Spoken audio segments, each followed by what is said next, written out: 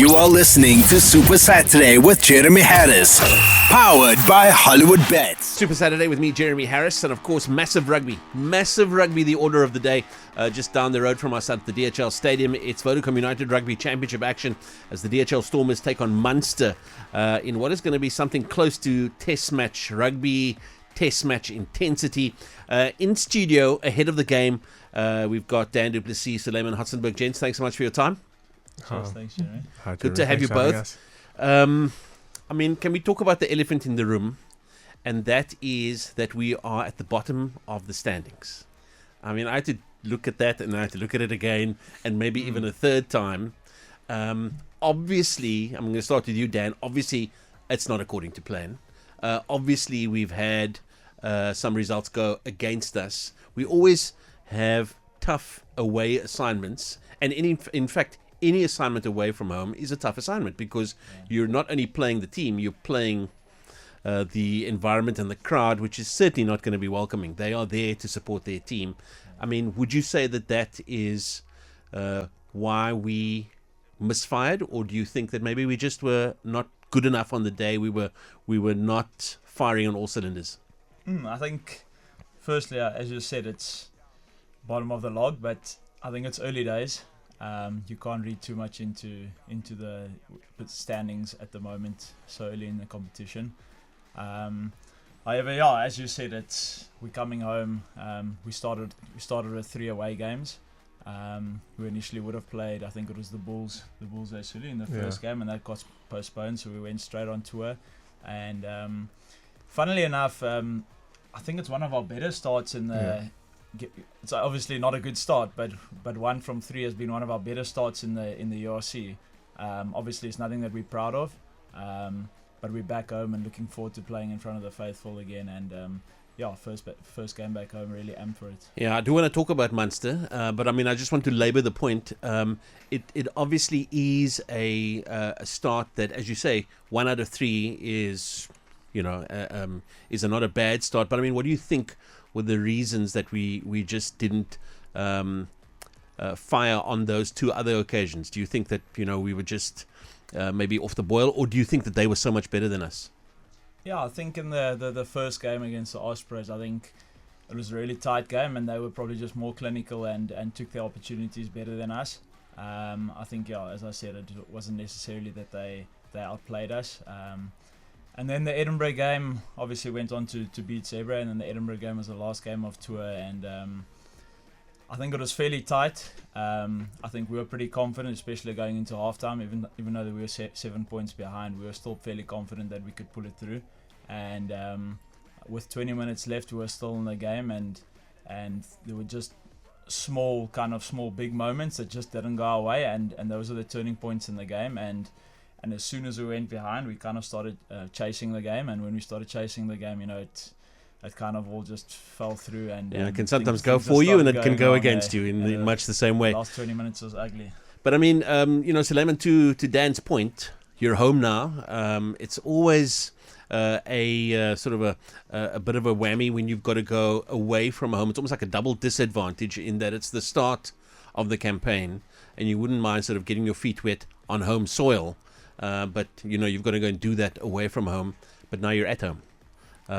Hopefully, some big numbers coming to watch us on the weekend. But Munster are a proper team. They will be smarting after going down to Leinster last weekend. But I mean, this must be the kind of games that you lick your lips for. You want to play at this level. No, 100%. I think the boys are really excited for the game. I think we. Obviously, being away, you're kind of starting to miss that home feeling a bit. And like now being back here, like you could see even at training, the boys were excited, ready to go. Like, I mean, where are you going to get your mutton salomis from? Exactly. You know what I mean? It's that.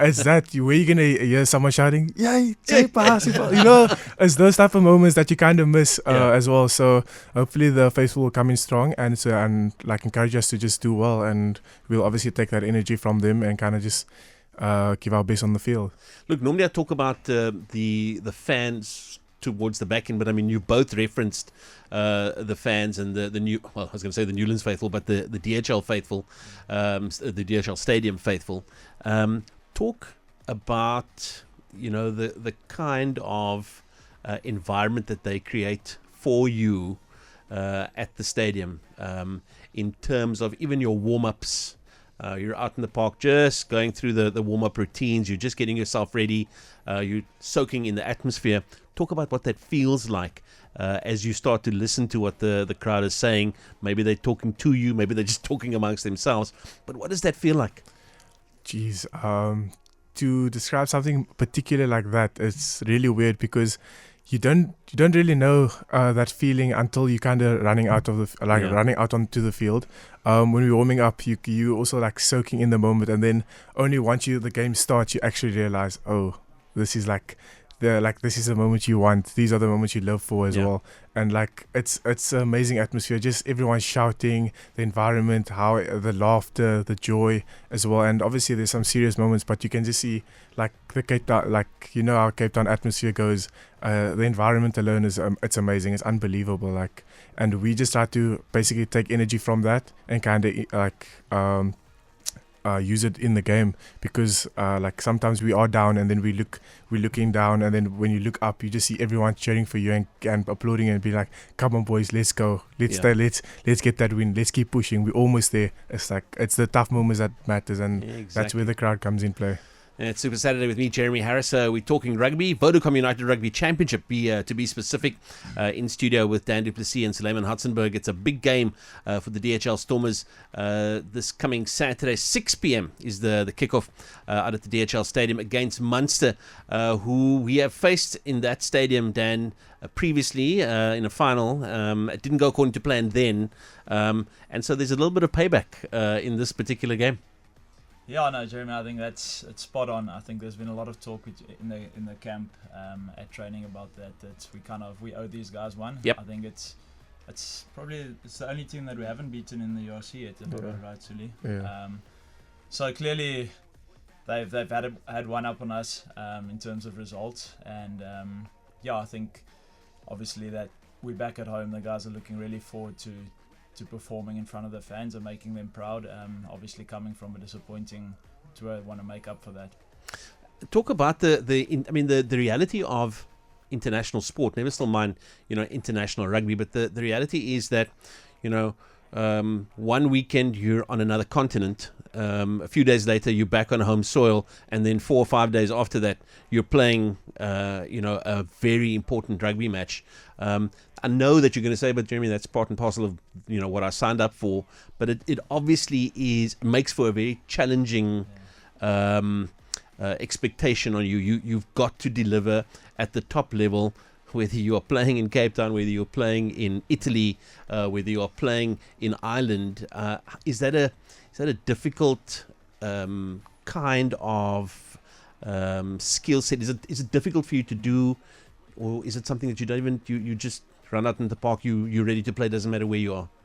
No, I think in terms of travel and conditions on the other side, it's obviously a totally different weather conditions on the other side, especially a game like Edinburgh. It's something that you have What was the temperature? It was cold, eh? I think it was like 8 or 9. I think we experienced all 4 seasons in one. The sun was out and then it's raining every 10 minutes. No, but I think it's something that you get used to as you go on in your career. But as a youngster, you probably have to adapt to it, and the sooner that you can adapt to it, the better player you'll become.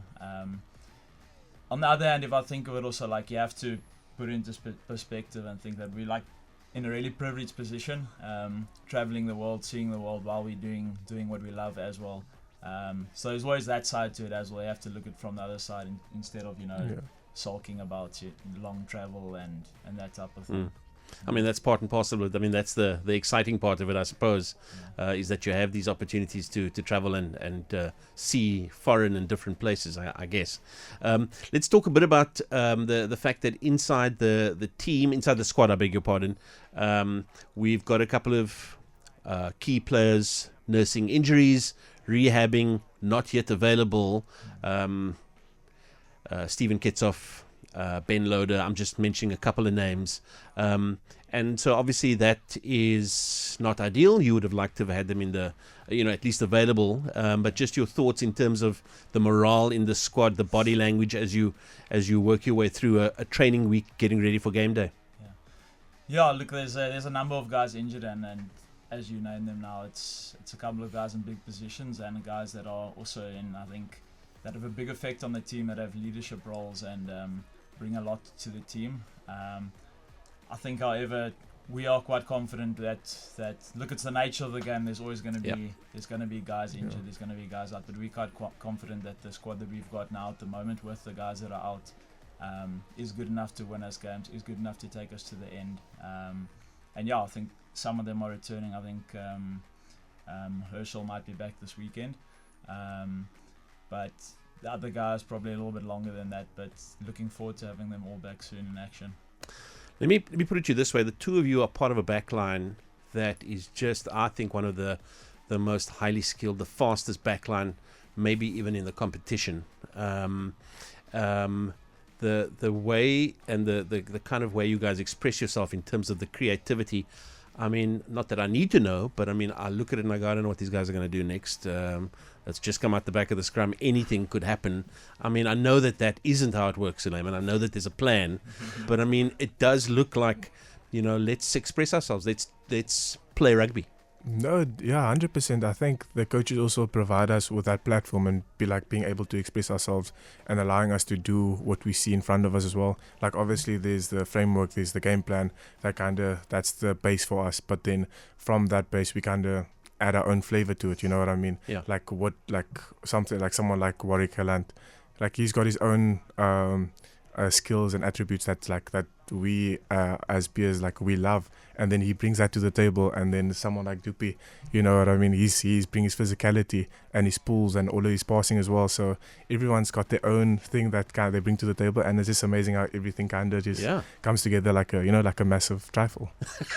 A massive trifle is not what I would have said, but okay, fine, trifle it is then. Listen, you talk about Warrick Gelant. I saw him at the DHL Stadium. He was a spectator on that occasion, and I wanted to chat to him on camera on the big screen. And so I went up to him and I asked him, and he was like, I've never seen a man more, please can you talk to somebody else? I'm a bit nervous about this whole thing. I mean, is he a nervous guy? Is he a shy guy? I think he's a combination. I think Warrick is... He's a special guy. That's what I would say. He's a special guy. He's one of one.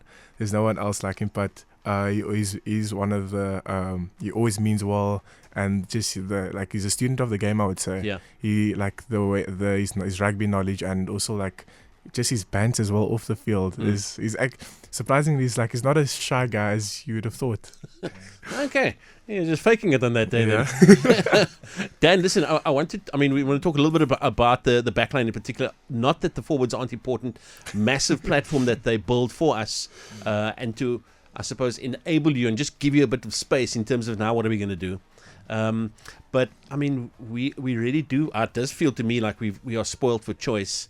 And so, I mean, for example, you've got a Manie Libbok alongside a Damian Willemse.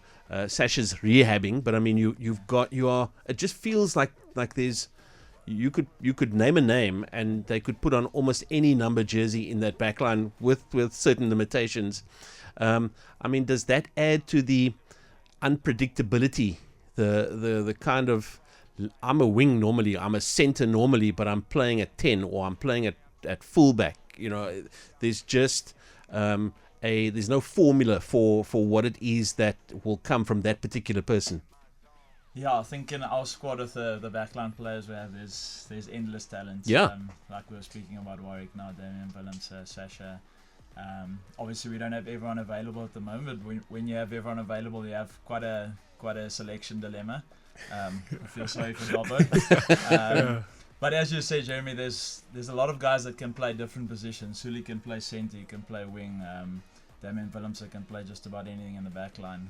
And that goes for most of the guys, and that's obviously that brings that little bit of unpredictability. And I mean, one of your old boys, Ches and Colby, used to play for the Springboks. He used to play wing, and then he was, I think he was scrum half at once, and and then he was playing it, throwing in at line outs. So, I mean, I wouldn't be surprised to see any kind of weirdness coming out of what you guys get up to.